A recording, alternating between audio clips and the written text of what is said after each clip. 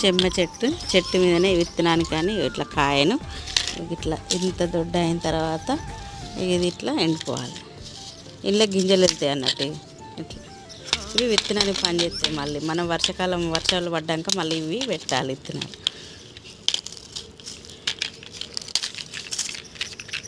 Sound వస్తున్నాయి ఇట్లా గలగల కావాలి. గలగల అయినప్పుడే మనకు విత్తనాలు అనేది మంచిగా పని చేస్తాయి. మళ్ళీ మనం పెట్టినా కూడా మంచిగా ఎన్నుకుంటాయి అన్నట్టు. ఇది కూడా ఇప్పుడు చెట్టు మీదనే ఇట్లా గలగల కానివ్వాలి.